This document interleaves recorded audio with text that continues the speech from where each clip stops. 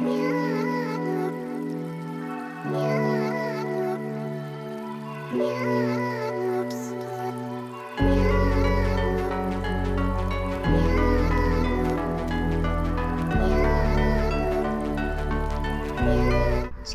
Eu sunt Flavius, gazda voastră de pe canalul de YouTube Mr. Fish România. Astăzi am venit pe canalul Bega, în localitatea Udvin, lângă Timișoara, unde voi face un pescuit la feeder. Vremea este frumoasă, au fost 2 grade de dimineață și sper să am o partidă în care voi reuși să prind și câțiva peștișori să vă arăt, că de asta am venit. Mă pun să pregătesc echipamentul și ne vedem după aceea.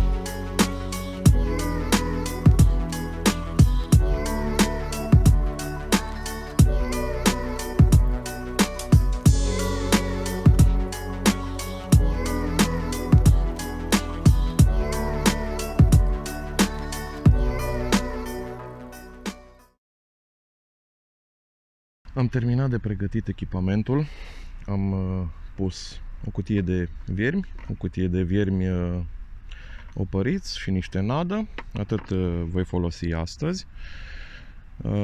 Înainte de a începe pescuitul propriu-zis, aș vrea să sondez folosind sonarul.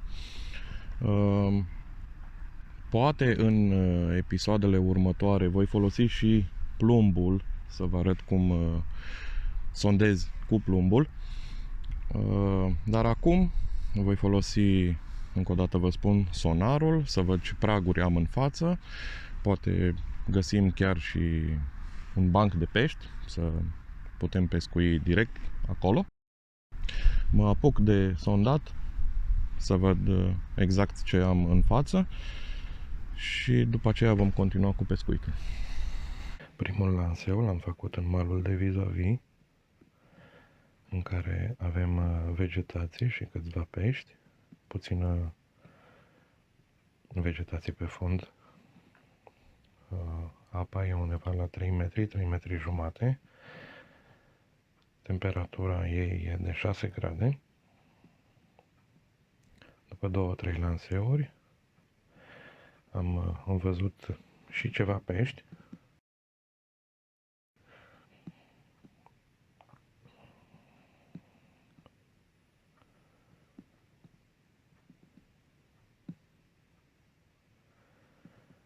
Încă un pește, iar următorul lanseu va fi în malul apropiat de care pescuim. Am găsit un banc de pești mai mare, puțină vegetație pe fundul apei. Cred că aici voi începe să pescuiesc.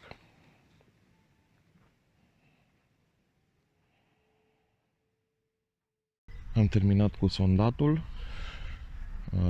Am găsit 2 zone cu pești. Praguri nu prea avem în această zonă. E chiar plat. Undeva la 3 metri, 3 metri jumate adâncimea apei. Pentru început am optat să pescuiesc aproape, la undeva la 4-5 metri distanță. Am clipsat.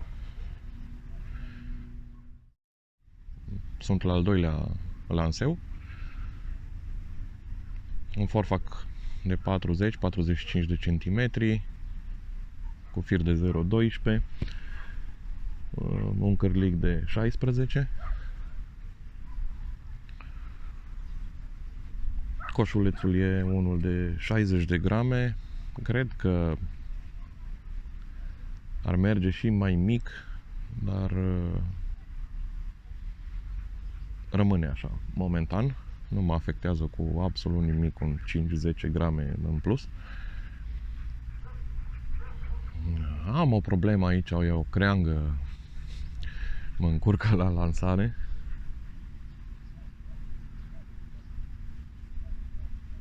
Sper să nu am surprize, să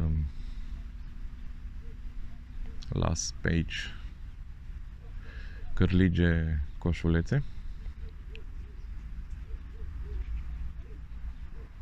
O strategie exactă, precisă și nu am făcut.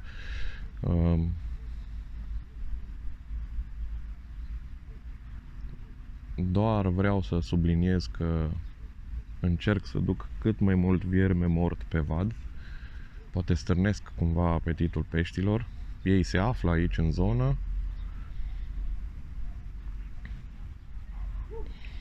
A început și vântul să bată, dar e ok momentan. Vremea e frumoasă, se anunță 14 grade.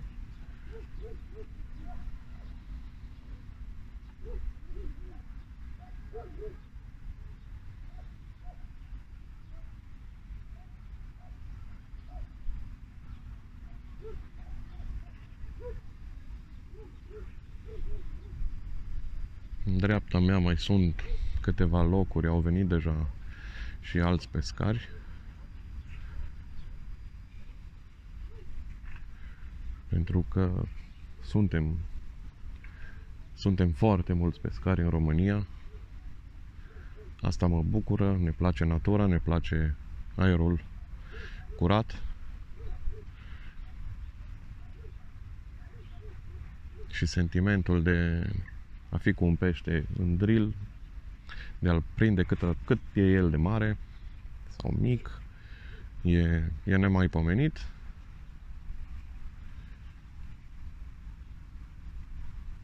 Nu contează tehnica pe care o folosești când mergi la pescuit. Nu contează câți bani dai pe echipament, contează să ieși la partide cât mai multe, să te bucuri de natură.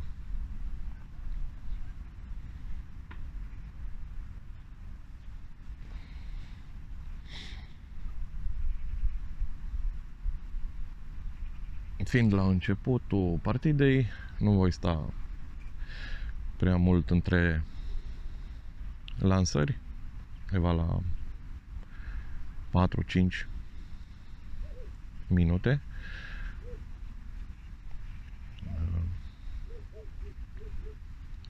Și depinde de răspunsul peștilor. Am să încerc să duc mult vierme. Pe asta am plecat cu ideea de acasă.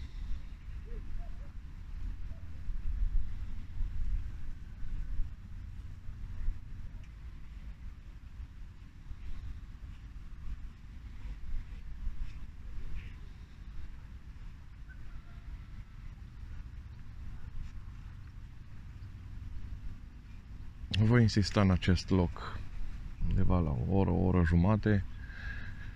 Dacă nu am nicio trăsătură, nicio prezentare, nici măcar puțin să se îndoie vârful lansetei, voi încerca să merg mai în față, unde și acolo am văzut că sunt adunați pești.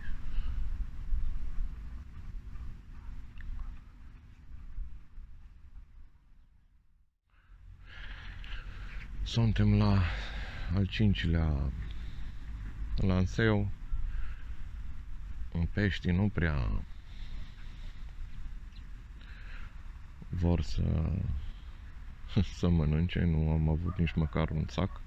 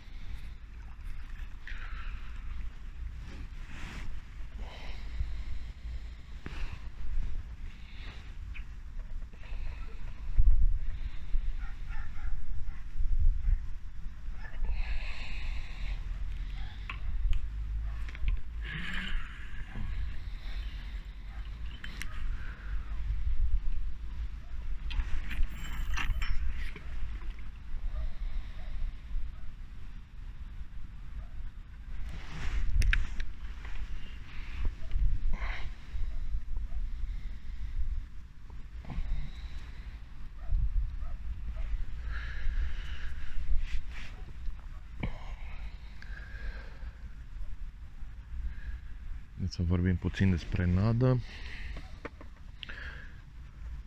E o nadă maronie, închisă la culoare, specifică pentru pescuitul în perioada rece. Am pregătit-o de acasă, de aseară, m-am apucat de ea. Cred că 2 sau 3 umectări. Am vrut să iasă bine și a ieșit bine, e pufoasă, e umectată bine, nu am particule care să se ridice de pe fundul apei, unde o duc cu ajutorul coșulețului. Nu vreau să dau nume producătorului, dar e o nadă de calitate.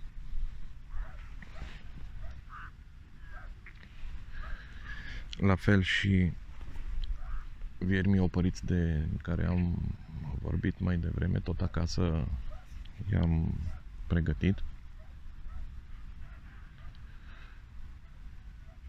I-am opărit cu metoda prezentată și de alți pescari mai experimentați,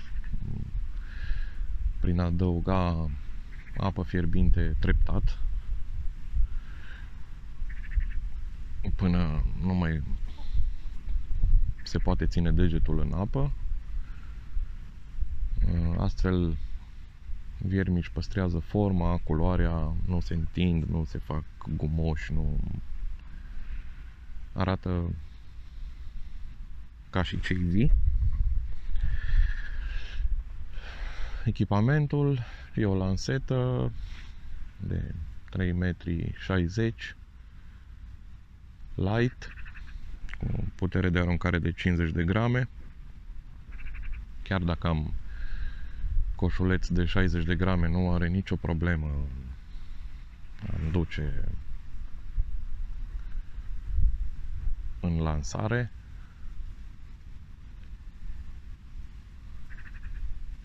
O molinetă de 4000 echipată cu un fir de 0,20, la care am adăugat și un înaintaș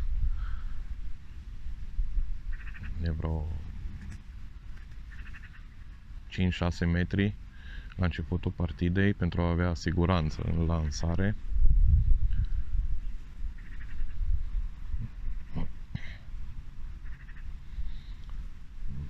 Nu vreau să am surprize, să mi se rupă firul principal când lansez greutăți de 60 de grame plus puțină nadă cât intră în coșuleț. Montura e una simplă. Am pus pe firul principal o agrafă cu biluță, la care vine adăugat coșulețul, altă biluță de cauciuc opritor pentru a-mi proteja nodurile, o răsucire a firului pe post de anti-tangle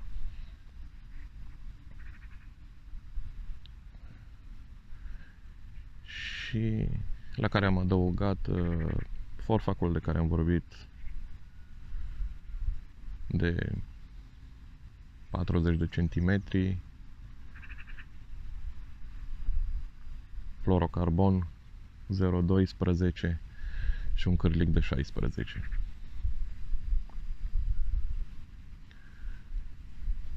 E o montură simplă, eficientă, fără prea multe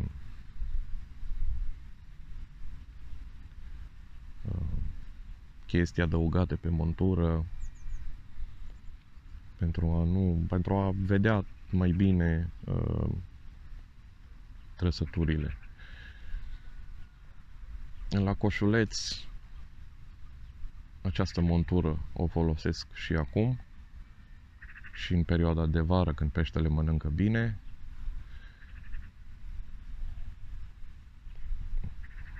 Deci pentru mine asta e montura care funcționează cel mai bine.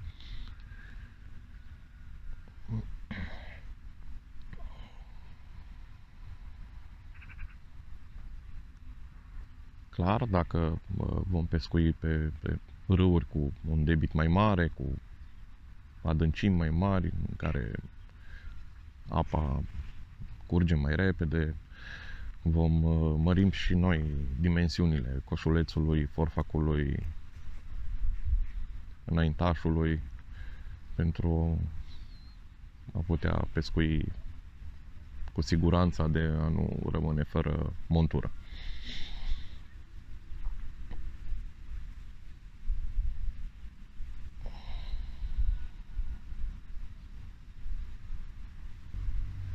Aici Bega e recunoscută zona aceasta de la Udvin pentru carașii pe care îi deține. S-au prins exemplare frumoase de crap. Eu n-am reușit să prind crap pe Bega, dar carașii sunt într-adevăr frumoși.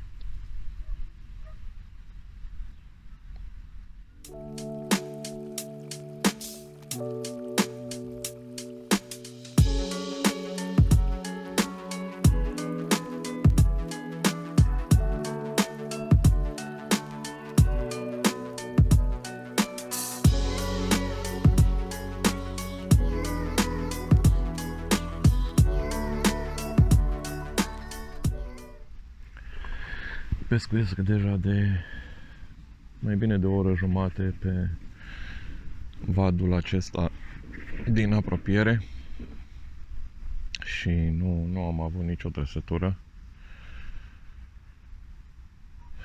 Cred că mai fac o lansare și voi schimba locul, să vedem, poate în malul celălalt se întâmplă și altceva.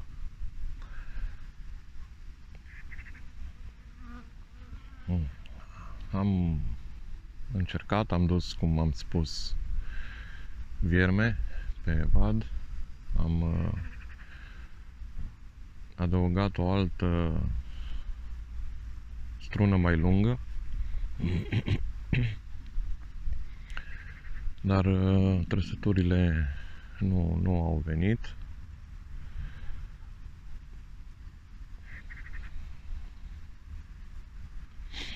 Vântul a început să bată puțin mai tare. Nu, asta ar fi o problemă.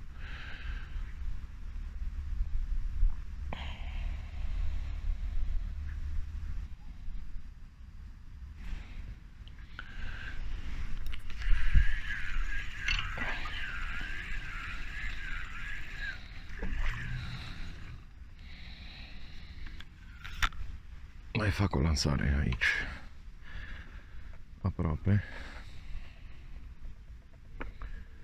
Apăs bine nada în coșuleț și îl curăț după aceea, să nu am particule care să nu ajungă jos pe vad.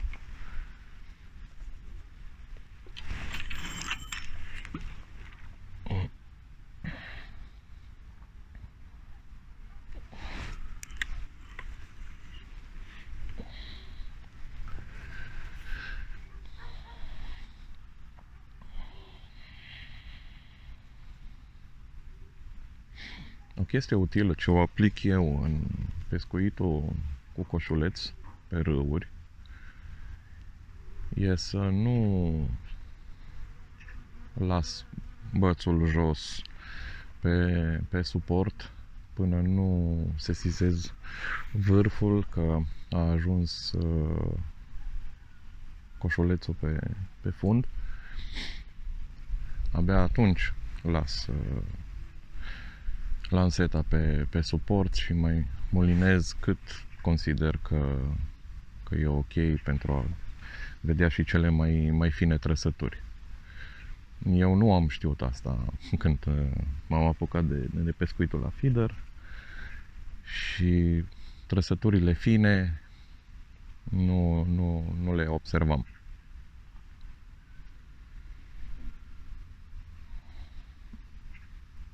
După cum am spus, mai stau aceste 5 minute pe vadul din apropiere, vadul de 4-5 metri distanță, și după aceea mă voi muta pe malul de vis-a-vis. Prieteni pescari, am făcut tot ce s-a putut astăzi pentru a prinde pește, dar partenerul de joacă nu a vrut să colaboreze. Cum am spus și mai devreme, am schimbat și locul de pescuit, m-am dus în malul de vis-a-vis, am nădit, nu s-a schimbat nimic față de vadul de aici, din apropiere. Am mai făcut niște modificări ale monturii, am lungit struna, după aceea am schimbat și cârligul, am pus un cârlig de 18. Am mâncat și 2 sandwich-uri în speranța că îi fac poftă. N-a mers nici asta. Asta e, uneori câștigăm, alteori doar învățăm. Cu părere de rău vă spun că partida se încheie fără niciun pește capturat. Dar dacă totuși v-a plăcut acest clip, nu uitați să vă abonați canalului Mr. Fish România. Dați și pe clopoțel, pentru că vor mai urma clipuri, sezonul e abia la început. Un like, un share prietenilor și până data viitoare, eu sunt Flavius și vă urez fire întinți.